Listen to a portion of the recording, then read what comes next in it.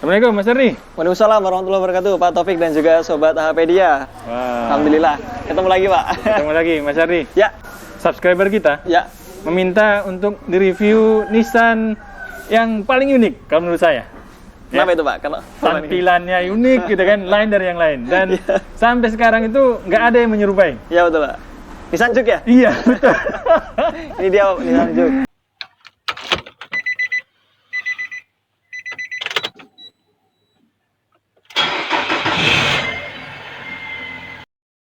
Sobat Otomotif dan AHpedia, sebelum kita lanjutkan video ini, jangan lupa subscribe ya, agar tidak ketinggalan tips, tutorial, dan konsultasi tanya jawab terbaru dari AHpedia.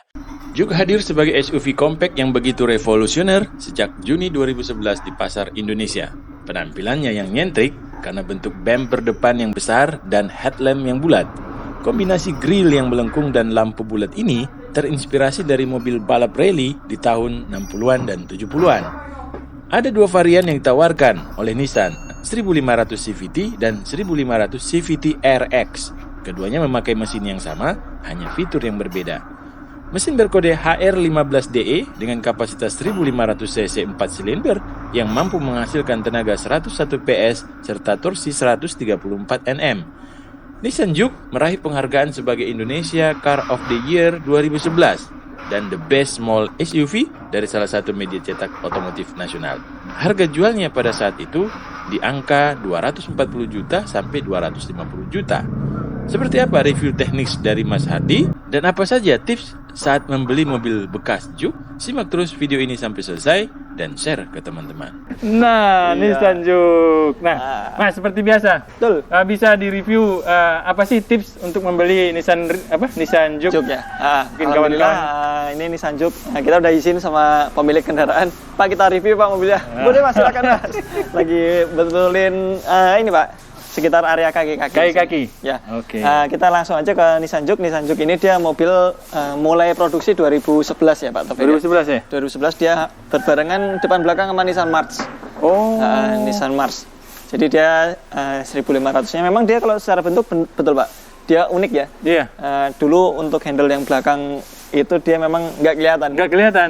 Baik. Nissan Juke ini dia ada dua tipe, di mana dia tipe CVT untuk yang rendah, tipe yang RX yang tipe yang tinggi. Di mana tipe rendah itu dia kuncinya, kalau kita melihat kuncinya seperti ini, dia bukan intelligent key seperti ini, tapi masih kunci biasa, tapi di remote-nya di kuncinya itu jadi satu sama remote, sama kayak Nissan March. Kalau ini dia yang tipe RX. Nah, tipe RX ini dia memiliki lampu xenon, Mbak. Kalau yang tipe CVT belum xenon. Oh, ini xenon ya? Dan di fog lamp-nya dia ada blurring-nya ini. Kalau yang tipe RX ini. Ini berarti tipe teratas Mas ya? Ya, tipe teratas. Oke. Di tahunnya. Ya, ini kita cek mesin dulu. Ya. Tentunya ini kalau mesin berapa ribu cc Mas? Ya, ini dia mesinnya 1500 cc. 1500 ya. Dengan Juke itu nggak ada yang manual, semua CVT. Oh. Gitu.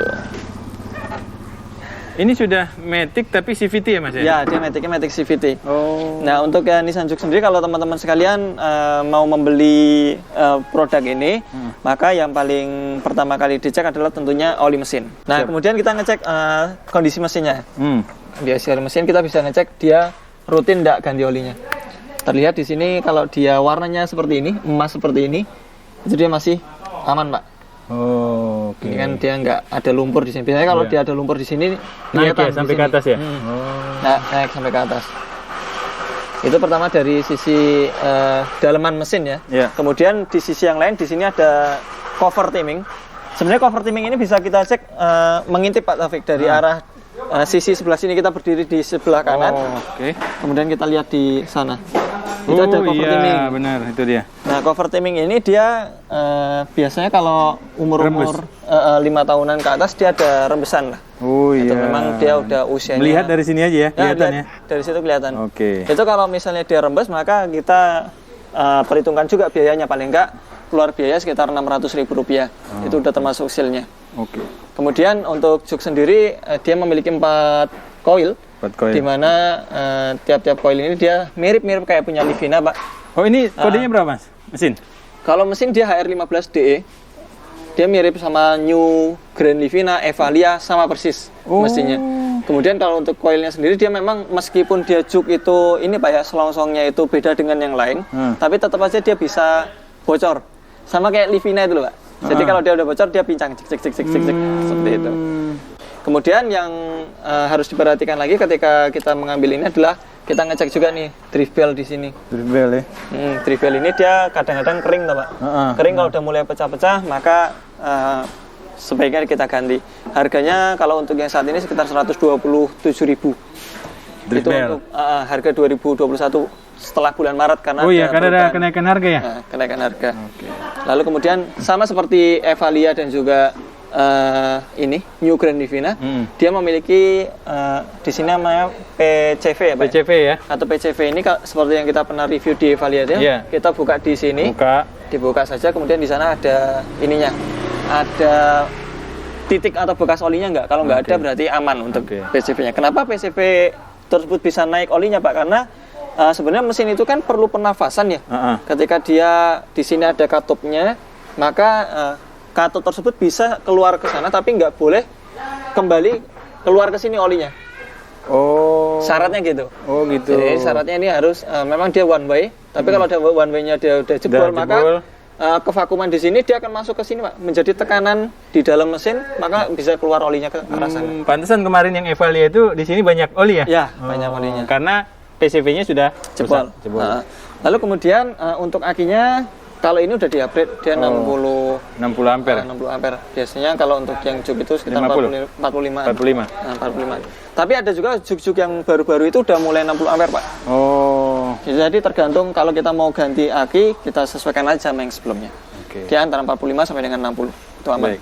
Lalu untuk di sini di depan itu ada motor fan, dia sudah menggunakan motor ya Pak ya, bukan lagi Visco seperti Terrano. Iya, benar. Nah, tapi dia motor. Nah, motor ini juga dia rentan mengalami mati. Jadi ini satu ya Mas ya? Satu. Dia mirip kayak Mars, kemudian Grand Livina, dia satu. Evalia. Nah, kalau motor fan-nya sama persis kayak Evalia. Jadi ini persamaannya banyak kemana Mas? Evalia. Dan Nissan Evalia juk itu sama karakternya, mulai dari motor fan-nya, kemudian sampai dengan mesinnya itu sama. Seperti itu. Nah, kemudian di juk ini sendiri kita beberapa belakangan terakhir menemukan juk itu untuk starternya dia mulai mengalami kendala Pak, cetek-cetek. Nah, itu kalau kayak di Serena kan ini ya relaynya ya. Kalau ini dia relay masih aman biasanya di PDM, tapi dia lebih ke solenoidnya sini. Solenoid dari dinamo starter. Solenoid dinamo starter.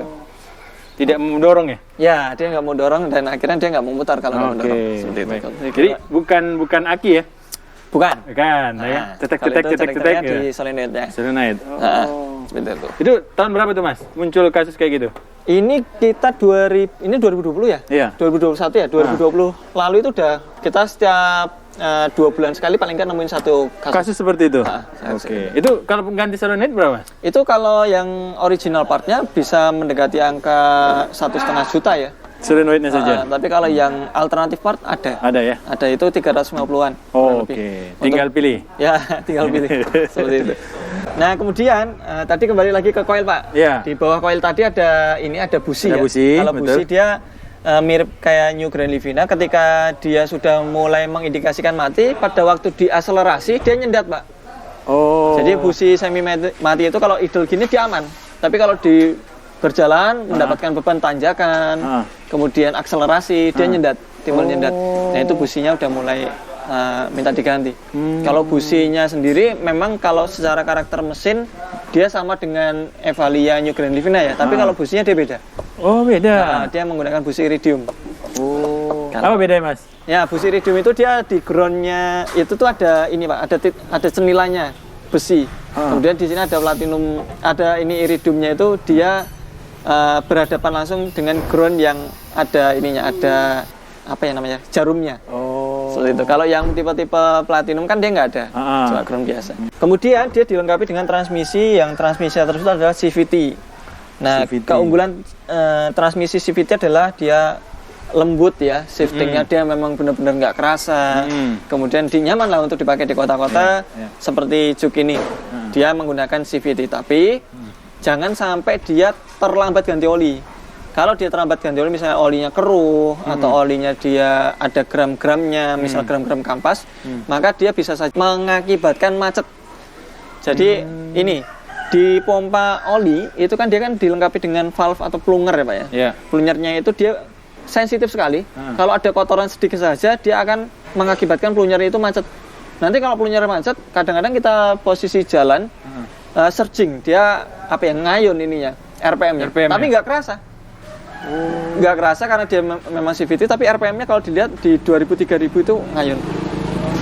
Itu karena dia telat ganti olinya. Makanya ketika oli CVT ini, kenapa orang-orang bilang momoknya adalah kalau melihara juk karena dia CVT ya toh, maka mengkhawatirkan. Sebenarnya kalau CVT itu dia rutin ganti olinya, jadi ada namanya deterioration point-nya itu nggak lebih dari 100.000 poin diganti, itu maka dia akan lebih awet pakai CVT. Bahkan kita nemuin juk itu kilometernya yang hampir 200.000, dia aman-aman aja. Mas, ya, ada tips nggak sih melihat CVT itu sudah pernah dibongkar? Dari ini Pak, dia punya gasket. Jadi di CVT itu dia memiliki karakter sealer. Sealernya itu warnanya pink. Yang asli? Yang asli, warnanya merah jambu. Dan kalau dia udah bukan warna merah jambu, kemungkinan sudah pernah dibongkar. Seperti itu. Oke, baik. Nah kalau untuk yang ini dia memiliki engine mounting, dia nggak cengeng-cengeng banget Pak. Ini aman. Nah kemudian setelah dari CVT kita berangkat ke ininya as roda. Dia memiliki karet boot shaft. Itu juga terkadang kalau udah berusia maka dia akan mengalami sobek Pak Taufik. Oke, kelihatan. Kemudian dari ini Pak Taufik, untuk kaki-kakinya sendiri dia menggunakan ini ya, bushing ya. Kenapa Nissan itu nyaman? Karena memang dia diantara kaki-kaki member, kemudian bodi itu dia selalu dilengkapi dengan bushing. Bushing itu karet, Pak Taufik. Karet yang di tengahnya ada besinya. Tujuannya apa? Tujuannya adalah untuk menjaga getarannya. Jadi dia biar nggak gemblodak dan sebagainya. Tapi efeknya ketika dia pecah maka dia akan berbunyi. Nah untuk juk yang sudah rata-rata usia di atas 6 tahun atau kilometer udah di atas 100.000 ke atas, itu dia sudah mulai mengalami itu yang namanya bushing member pecah, kemudian bushing rack pecah, kemudian ada bushing stabilisernya oblak, conrod atau ring stabilnya seperti itu. Kemudian di atas ini ada support shocknya. Support shock. Ini support shock, ini coba kita cek ya. Iya. Kan kita hidupkan dulu.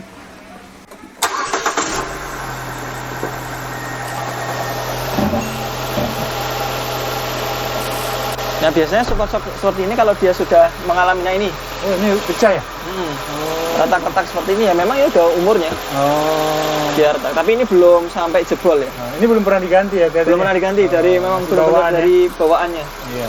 Ini belum pernah diganti dan dia kalau sudah meletak kayak gini. Itu efeknya ada bunyi Mas kalau gitu? Ada bunyi. Udah ada bunyi nih. Ketika kali ini belum. Oh ini belum. Kondisi kayak gini belum Pak, karena dia masih menyatu. Tapi paling nggak kita sudah mempersiapkan budget nih harusnya nih. Ketika kita memilih mobil, kita melihat kondisi support shocknya seperti ini, maka kita harus mempersiapkan budget. Seperti itu. Nah, estimasi biaya berapa sih kalau misalnya harus perbaikan ganti bushing member, kemudian ganti bushing stabil, bushing rack, kemudian support shock? Kalau yang Nissan Juke ini minimal dia 2.500.000. 2.500.000 minimal. Itu bisa lebih banyak lagi apabila nanti ketika pembongkaran ditemukan misalnya dia punya sayap lower arm dia udah mulai pecah. Seperti itu. Kalau lower arm sih kita nyaraninya original part karena untuk yang non ori bushing-bushingnya belum menemukan yang awet. Mas, ini pertanyaan umpamanya kita ke sebuah daerah ya. Ya.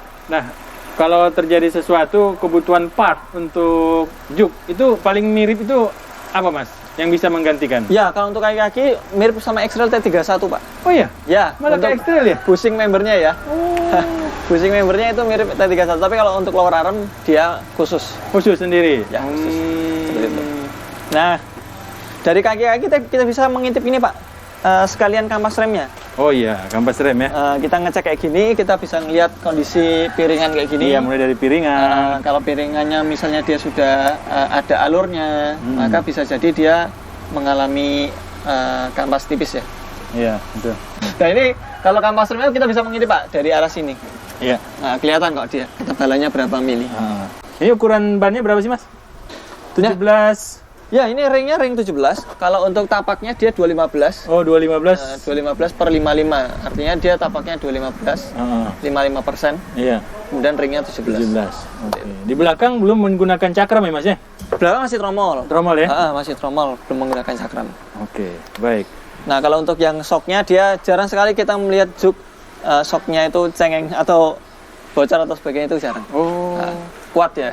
Ini dia lebih keras ya, Mas ya?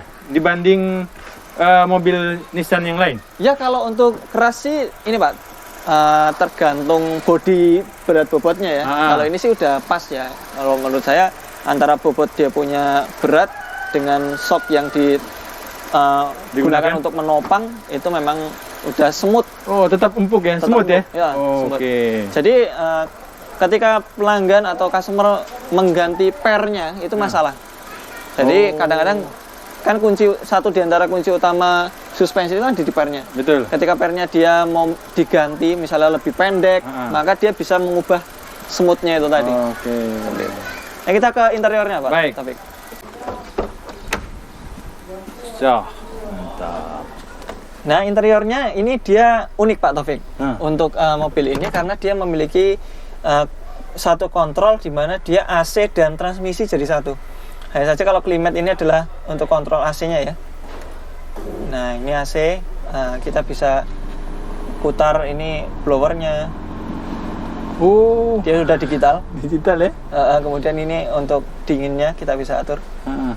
Nah, terus kalau transmisi gimana? Kalau transmisi ada climate ya. Dia ada di mode. Ini dia bisa milih eco. Jadi ini pun juga berubah. Oh, berubah tadi ini. Jadi warnanya. Oh iya, bener. Ya, terus ini dia berubah. Ini bisa di setup, bisa di info. Ini bisa pakai mode eco, sport atau normal. Apa perbedaannya, Mas? Eco dia lebih berat ya. Oh, lebih berat ya. Memang ketika dia gas diinjak itu nggak respon. Oke. Kalau sport respon sangat. Oh. Jadi dia kalau misalnya mau nyalip-nyalip di area ini ya, jalan ramai padat ya. Misalnya dia mau nyalip gitu, spontan, maka pindahkan ke sport. Oke. Kemudian untuk yang normal biasa. Biasa. Seperti itu. Siap. Nah, ini efeknya apa dengan kondisi kayak gini, Pak? Misalnya terjadi kerusakan di AC.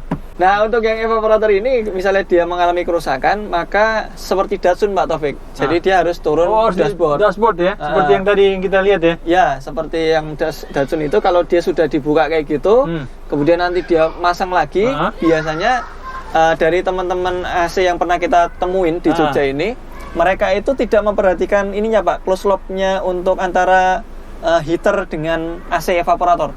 Karena dia ada tipe panasnya, misalnya kayak gini. Oh, ini ada heaternya? Ada heaternya. Nah, ini misalnya aktif itu? Aktif. Kayak gitu. Kita mau memilih panas. Iya. Nah, ini kita naikkan sampai 32. Ini kan hangat ya? Iya. Oh iya. Nah, ini kan jadi hangat. Oh iya, hangat ini, hangat. Nah, ini artinya dia ada heaternya. Nah, di sana ada ininya, ada valve, ada pintunya. Antara penutup dengan heater dengan evaporator. Biasanya itu yang sering lewatnya itu. Pertama, yang kedua, dia harus dikalibrasi, Pak. Jadi memang ketika udah masang kayak gitu, kalau misalnya teman-teman lupa mengkalibrasi, maka ini nggak bisa digunakan. Jadi anginnya nanti dia nyemprotnya bisa saja ke atas. Ketika di atas dan bawah kayak gini, dia nyemprotnya nggak bisa ke atas, hanya ke bawah terus. Karena sudah elektronik itu semua ya? Karena sudah elektronik. Seperti itu harus dilakukan ini. Kemudian dari interior yang lain dia sudah menggunakan yang tadi ya, intelligent key. Iya. Ini dia push button. Ada push button ya.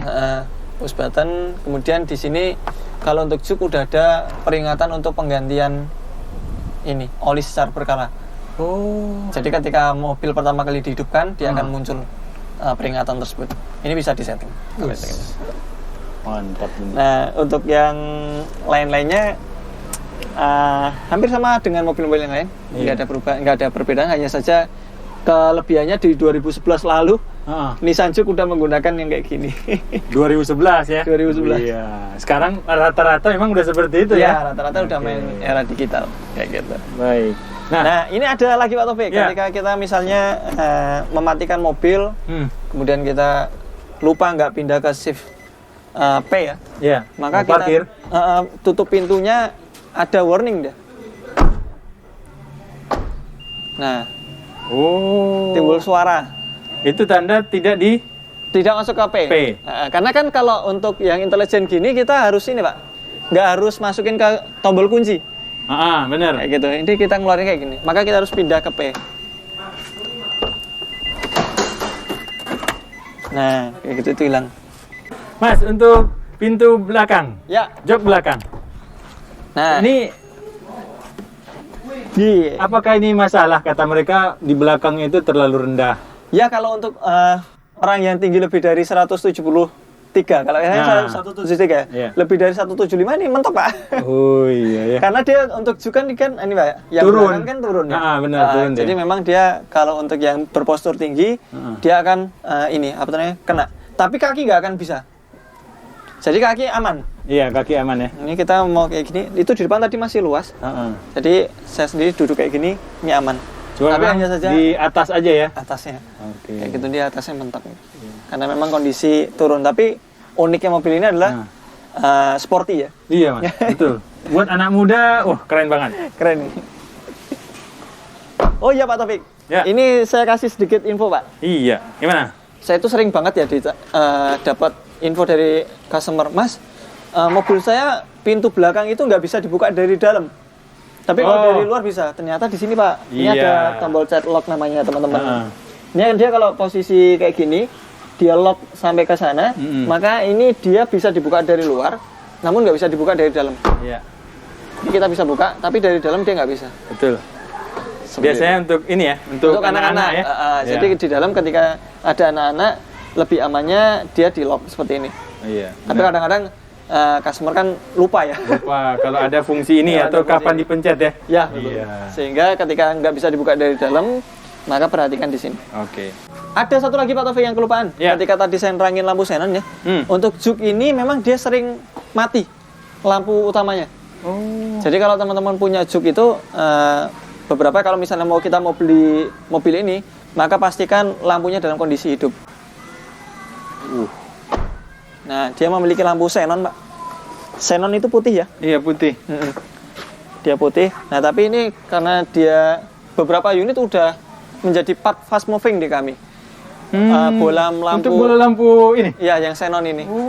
Karena dia sering sekali mati. Seperti itu. Hanya saja kan dia memang kita punya dua opsi, mau pakai yang original atau yang non original. Yang original harganya 2 jutaan lebih. Oke. Kalau yang non ori maksimal 600-an udah dapat. Oke. Mas, terakhir. Ini karena mumpung pakai Matic CVT. Iya. Saya dengar kawan-kawan itu banyak mengeluhkan tentang CVT menjadi overheat katanya, panas. Iya, betul. Itu gimana? Apa benar itu?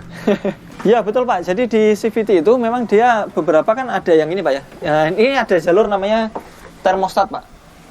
Oh, Ini itu jalur termostat? Jalur dari air yang ada di mesin masuk ke coolernya ini, CVT. Oh, ini udah nggak masuk ke ini ya? Udah nggak masuk ke radiator enggak.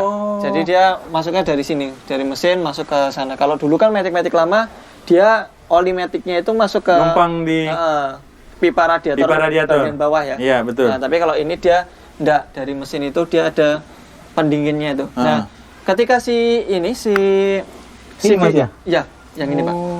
Ini termostat namanya. Ini ada termostatnya ini. Dia akan membuka juga mirip kayak termostat biasanya. Nah, ketika termostat itu dia macet, maka bisa saja CVT menjadi panas. Atau mungkin karena si oli CVT-nya udah jelek. Oke. Jadi ketika kita pernah baca tabel ya Pak Taufik ya, ketika dia mesinnya atau CVT-nya itu panas, maka deterioration point-nya itu akan meningkat lebih cepat. Betul nggih? Jadi nanti ketika dia panas, maka olinya itu perhitungan deterioration atau penyusutnya itu menjadi lebih banyak poinnya. Seperti itu. Nah, kalau udah sering panas kayak gitu, maka lebih sering ganti oli. Kuncinya kalau CVT di olinya, Pak. Oke. Gitu. Kadang-kadang kalau dia sudah panas, maka penurunan performa. Iya, benar. Jadi di tol misalnya dia kena panas terlalu tinggi, panas bisa kita cek pakai ini scanner. Kita bisa ngecek di scanner itu panasnya CVT itu berapa. Nah, itu bisa kita cek. Nah, di sana kalau misalnya panasnya terlalu tinggi, maka penurunan performa. Jadi mesin berat kayak gitu. Maka kalau udah terjadi kayak gitu, nanti yang lama-lama terserang step motornya. Iya, yang kemarin ya pernah kita buat video ya Mas Iya. ya, step motor ya. Ya betul, nomor terserah gitu. Jadi ya kalau untuk melihara mobil CVT ini yang harus paling sering diperhatikan adalah oli. Oli ya. Oli jangan sampai salah tipe, jangan sampai telat penggantian. Setelah penggantian. Ya. Kalau yang tadi, yang masalah termostat itu enggak, Itu jarang sekali rusak. jarang sekali rusak. Jarang sekali rusak termostatnya. Berarti kalau sudah terlanjur Mas, Ya. sudah terlanjur sering, sering panas. Ya, Nah itu yang harus kita cek apanya? itu harus bongkar kontrol valve Pak, body valve. Oh. Karena kita kalau berbicara masalah CVT tentunya kita nggak bisa ngecek dari luar. Betul. Meskipun dia matic biasa ya, Iya. itu nggak akan bisa ngecek dari luar. Kecuali ini, apa tuh namanya, kita bisa ngecek hanya olinya saja. Kita tap, cek oli kondisinya, warnanya yang tadinya hijau menjadi kecoklatan atau sebagainya. Karena rata-rata oli CVT kan warnanya hijau. Hijau, betul. Ada juga yang merek-merek lain itu berwarna selain hijau. Oke. Seperti itu. Baik, teman-teman yang akan meminang Juke, sudah jelas apa saja yang harus diperhatikan, dan Juke juga memiliki keistimewaan. Menurut saya ini kendaraan yang sangat layak untuk dipinang. Iya. Ya, Kaulah muda. kaulah muda, karena sampai sekarang desainnya tidak pernah membosankan ya. Enggak. Selalu unik. Iya. Enggak membosankan. Tidak membosankan. Dari 2011 dia sudah menggunakan digital lah. Digital ya. Jadi tidak ketinggalan dengan mobil saat ini ya. Saat ini. Iya. Baik Mas Ardi, terima Ya, kasih. Terima kasih Pak Taufik. Assalamualaikum. Waalaikumsalam warahmatullahi wabarakatuh.